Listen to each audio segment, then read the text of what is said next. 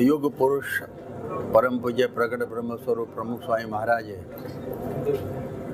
લોકોના કલ્યાણ માટે અત્યંત પરિશ્રમ બેઠેલો છે. અત્યાર સુધી 17,000 ગામડાઓ ફર્યા છે, 2.5 લાખ ઘરોમાં ગયા છે અને 50 જેટલા દેશોમાં એમનું વિચરણ થયેલું છે. અને એમાં એમણે ન રાત દિવસ જોયા છે, ન ટાઢ તડકો, કોઈ પણ ઋતુ એમને આમાં બાદ કરી શકી નથી. 1973માં સ્વામીશ્રી જ્યારે વાસદમાં હતા ત્યારે એમને 102 ડિગ્રી તાવ હતો, પણ કોઈને જણાવવા દીધું નહીં. અને પધરામણીઓ 22 હતી, એમાંથી 122 જેટલી થઈ. અને વિશેષ તો એ દિવસે માક્ષર સુદ એકાદશીનો નિર્જળા ઉપવાસ હતો. છતાં ન દવા લીધી, ન કંઈ દૂધ લીધું. એટલું નહીં, પરંતુ ત્યાંથી નીકળીને ઓડ, ભરોડા અને સુંદરપુરા જઈ અને રાત્રે 12:30 વાગે સભા કરીને પછી એ આ ઉતારે આવ્યા. ત્યારે આપણને ખબર પડે કે સ્વામીશ્રીનો આવું મોટું જે યોગદાન જ્યાં સત્સંગની અંદર એમના પરિશ્રમથી આ થયેલું છે. એક વખતે અમે આણંદમાં હતા અને 2:30 વાગે ઘણી બધી પધરામણીઓ કરીને પછી આવ્યા.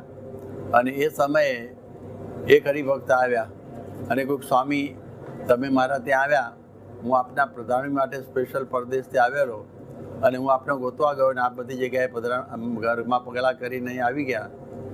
એટલે અમે કહ્યું કે ભાઈ એ તો જઈ આવ્યા સ્વામીશ્રી. એ કંઈ બોલી શક્યા નહીં, પણ એમની આંખમાં આંસુ આવી ગયા. સ્વામીશ્રી એ વખત સામે પથ્થર હતું જમવાનું, એ અડસેલી દીધું.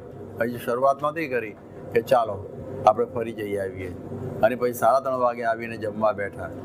હરિભક્તોને કેમ રાજી રાખવા, એમની ભાવનાને ઠેસ કેમ લાગી ન જાય, એની ખૂબ ખાતરી સ્વામીશ્રીએ અત્યાર સુધી એમણે રાખેલી છે.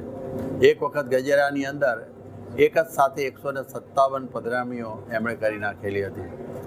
એની સાથે તમે જુઓ તો 1976માં એક વર્ષમાં 728 ગામો, પછી આ સાબરકાંઠામાં, દક્ષિણ ગુજરાતની અંદર અને બીજા બધા ગામોમાં 20 દિવસની અંદર એમણે 80 અથવા 90 એટલા ગામો એમાં વિચરણ કરેલું. દિવસના કોઈક વખતે 2 ગામ, 3 ગામ, 4 ગામ અને ઠેઠ 15 ગામ સુધી પણ પહોંચેલું છે. અને એ આ બધા વિચરણની સાથે એમના જે ધારણા પારણા, એટલે એક દિવસ જમવાનું, એક દિવસ ઉપવાસ, જે ચાતુર્માસમાં આવે એ પણ કરતા.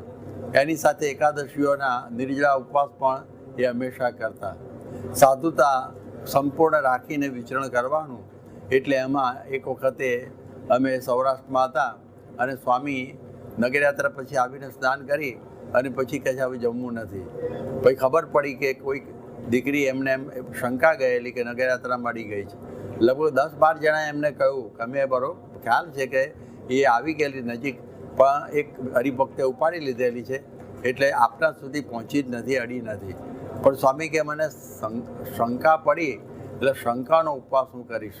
તો આપણને થોડો ખ્યાલ આવે કે આવી પ્રકારની પ્રતિક્ષણ એમની આ પ્રકારે ધર્મ નિયમ પાળવાની એક ખટક છે, એ આપણને આના ઉપરથી ખબર પડે છે.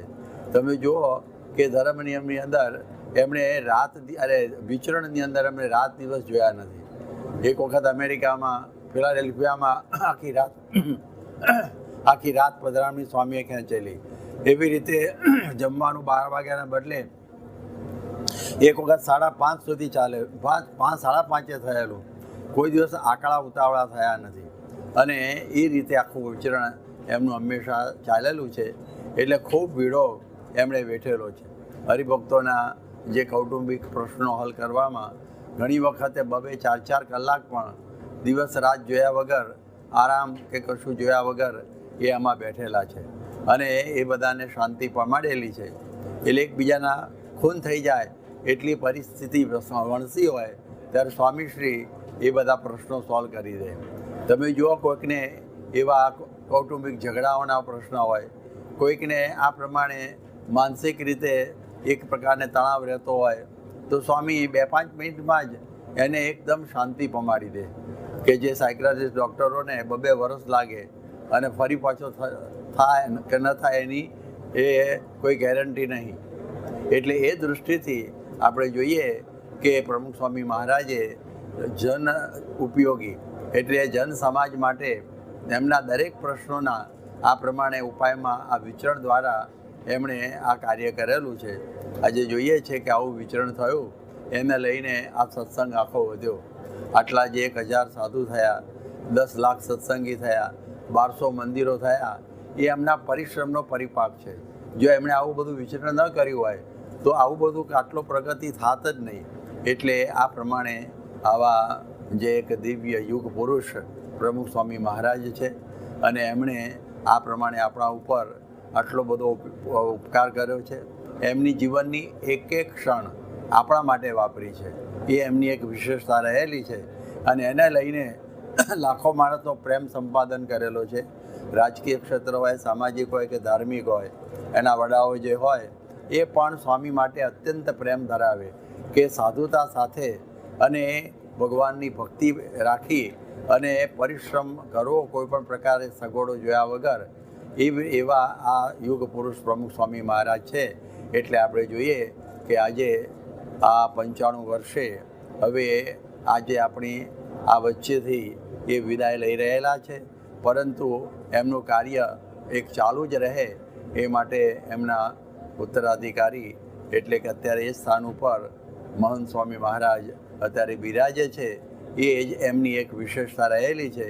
નહીંતર આવા મહાપુરુષના કાર્ય એમના વિદાય થયા પછી એ પ્રમાણે બધા પૂરા થાય, પણ આપણા ત્યાં નથી કે દિવ્યથી દીવો આ પ્રગટ રહેલો છે અને એને લઈને આજે સંસ્થાની અંદર આવી દિન પ્રતિદિન પ્રગતિ થઈ રહેલી છે. સ્વામિનારાયણ ભગવાનની જય.